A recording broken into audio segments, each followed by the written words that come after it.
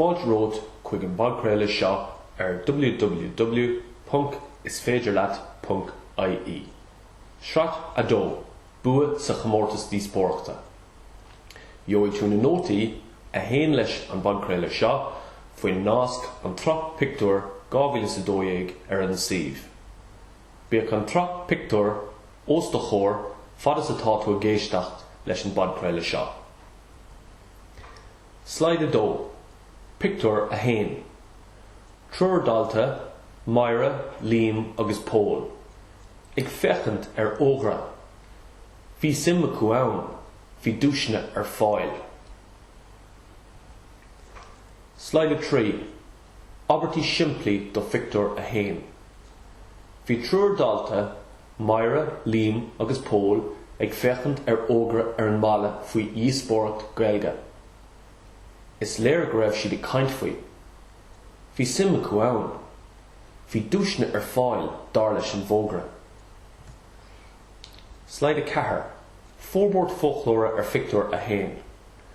Lá amháin, nuair a bhí trúr cara ag cruc a thart, is léir go bhac a líam fógra ar an mala. Thaispeáin sé an fógra don bheirt eile. Ba bhrá leis an trúr acu an Gaeilge, agus bhí go leor simime acu san bhógra ar an bpointe baise. Ní raibh orthu smaoine faoi nuair a chonig siad go raibh dúisne ar fáil. Bhí siad ag tnú go mór leis an chomórtas hena féin. Slide 5. Pictiúr a dó. Hallan na scoile, díospóireacht ar siúl, gá oireann san iomaíocht, lucht féachana ann. Slide 6. Abertí siimplí do Pictiúr a dó. Bhí díospóireacht ar siúl I hallan na scoile. Is cosúil go raibh gá oireann san iomaíocht, ba iad san scoil mhuire agus scoil fadar. Bhí an gá oireann ag bar an seomra. Bhí trúr ar gach fearn. Bhí lucht leanúna mór ann chun taceachta a chuirt don gá oireann. Slide 7. Fórbord folklóra ar Pictiúr a dó. Bhí an díospóireacht ar tí tosú. Bhí nervís le feiceáil ar aigeanna na nomathóirí agus bhí busa a láimh a fluch le hallis. Ba I seo uair na cinniúne dóibh mar bhí an tulbhacán go léir déanta acu. Bhí slua mór bailithe isteach I hallan na scoile agus bhí an hala tar éis éirí te. Le maire, líam agus pól a nótaí don uair dhearnach. Slide 8. Pictiúr 3. Líam an chéad cainteoir ag labhart. An rún atá ann ná níl aon leis I nán don tír seo. Multóirí a géisteacht leis. Slide 9. Abertí siimplí do Pictiúr a 3. Ba é líam an chéad cainteoir a bhí ag labhart ar dús. An rún a bhí ann ná níl aon leis I nán don tír seo. Bhí na multóirí a géisteacht leis agus bhí gach duine ciúin. Slide 10. Fórbord folklóra ar Pictiúr a 3. Cheas líam ag an seastáin agus thosaigh sé ag labhart. Labhar sé go húdrásach I grinne an rún, níl aon leis I nán don tír seo. Ag an tús bhí píocháin ina glór, ach dia ar nia d'éirí sé níos fearr.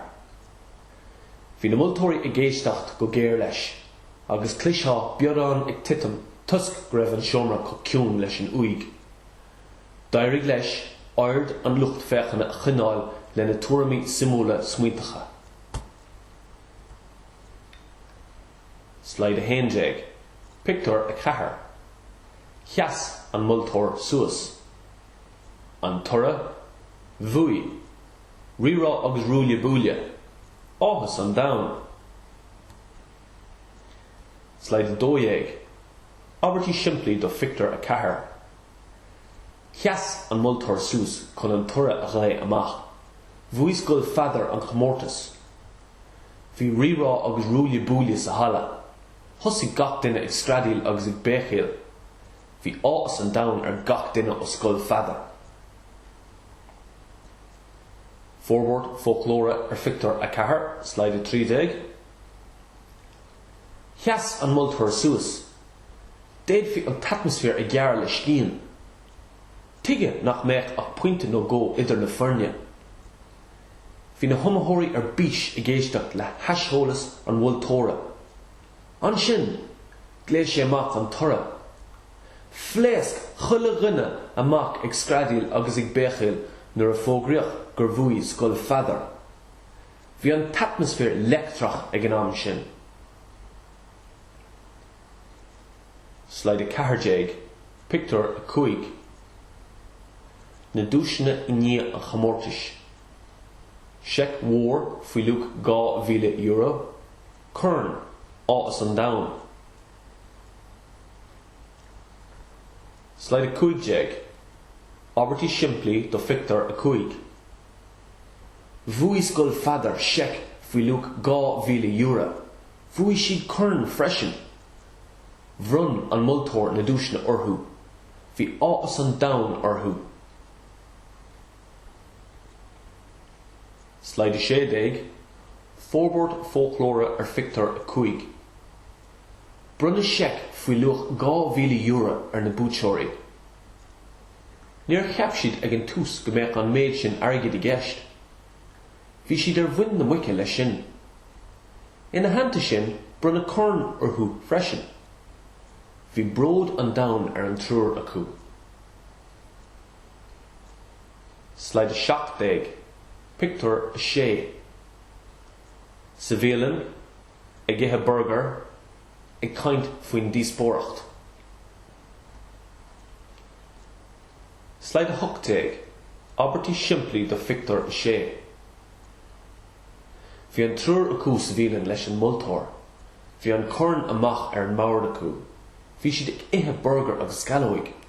Bhí siad ag caint faoin díospóireacht. Slide 90, Forward folklóra Pictiúr a 6. Bhí na búteoirí sa bhéalann in éineacht leis an multóir. Bhí plé agus tuile plé acu faoi ábhar na díospóireachta agus faoi na tuairimí éagsúla ar an gá híomh. Barún Jackar é, ach ar a laghad bhí siad ar an taobh ceart de. Admhaíocht gur thóg sé go leor ama agus fuinneamh an taide ceart a chur isteach sa díospóireacht seo. Mar dar an seanachal, níl bua gan dua. Slide 50, Ceistena. Slide 51, Ceistena samplacha. Céir bhí á léamh ag na daltaí sa chéad Pictiúr. Cén gá ireann a bhí sa chomórtas. Céir é an rún a bhí ann. Cén atmosfér a bhí sa halla nuair a fógraíoch na búteoirí. Cé bhead airgid a bhuaigh na búteoirí. Cá neacaí an ireann I ní na díospóireachta. Meas tú céir de bhí siad I chaint faoi sa bhéalann. Sin deire an ceachta gur míle maith agat agus go ndearadh go geal leat.